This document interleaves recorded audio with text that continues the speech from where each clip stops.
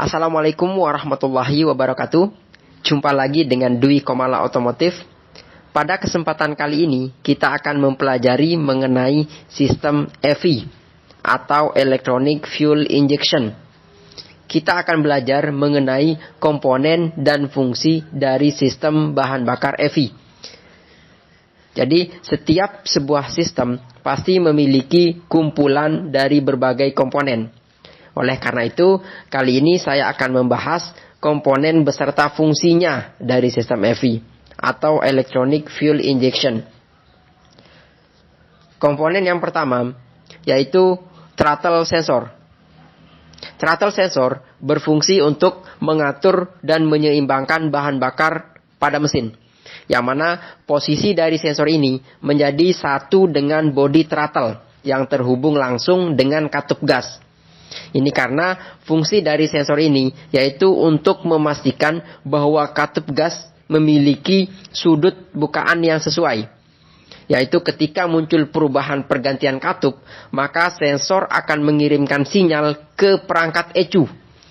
Kemudian sinyal yang dikirimkan tersebut akan diproses, sehingga terjadi injeksi bahan bakar ke dalam ruang bakar. Selanjutnya, yaitu komponen injektor. Injektor memiliki fungsi yang sama dengan karburator, yaitu sebagai pemasok bahan bakar ke ruang pembakaran. Bedanya adalah sistem pendistribusian pada karburator itu masih manual, sedangkan injektor itu diatur oleh Electronic Control Unit atau ECU. Jadi dengan ECU ini bahan bakar yang disemprotkan akan sesuai takarannya dengan yang dibutuhkan oleh ruang pembakaran. Berikutnya yaitu ISC atau Idle Speed Control. ISC merupakan komponen yang berfungsi sebagai pengukur elektronik untuk menentukan RPM idle.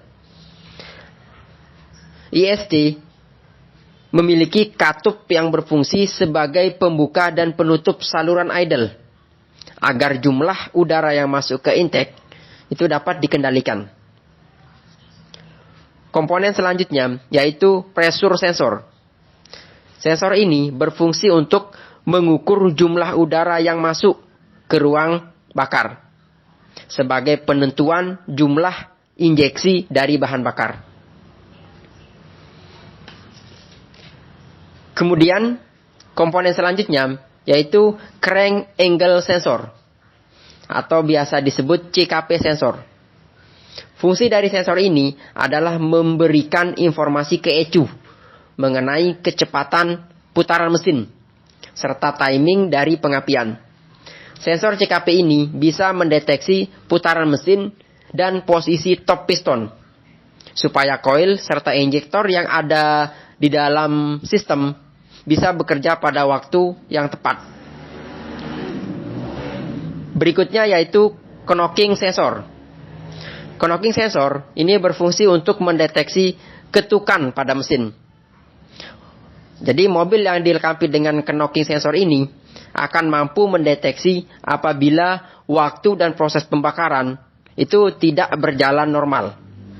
Sehingga kita akan lebih mudah mengetahui apabila ada salah satu komponen ruang bakar yang rusak atau sudah malfungsi. Selanjutnya yaitu cam angle sensor atau biasa juga disebut dengan CMP sensor.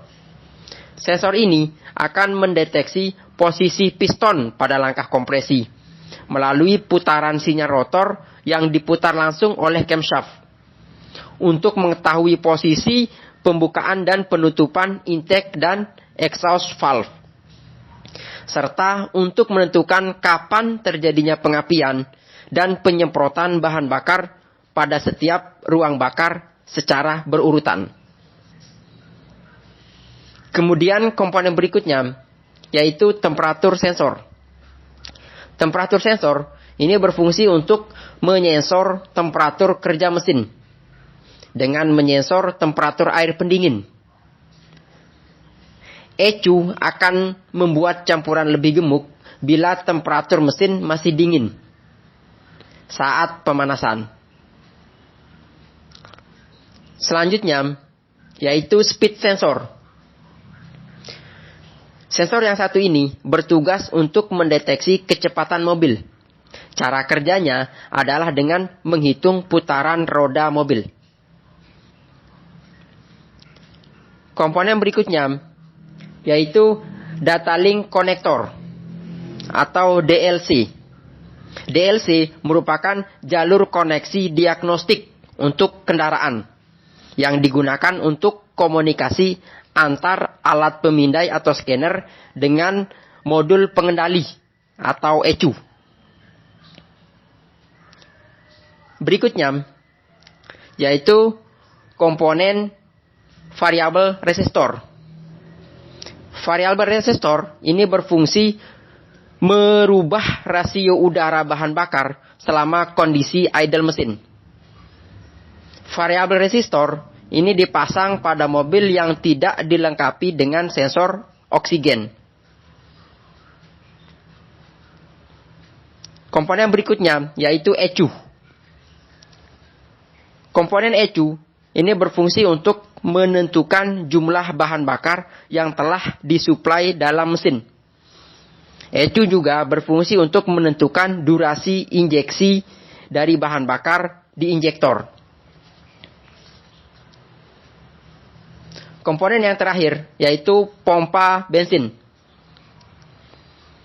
Jadi dengan pompa bensin nantinya bahan bakar akan dipompa dan dialirkan ke ruang pembakaran. Oke? Demikian untuk komponen-komponen dari sistem EVI yang saya bisa sampaikan pada kesempatan ini. Mohon koreksinya jika ada kesalahan. Sekian, wassalamualaikum warahmatullahi wabarakatuh.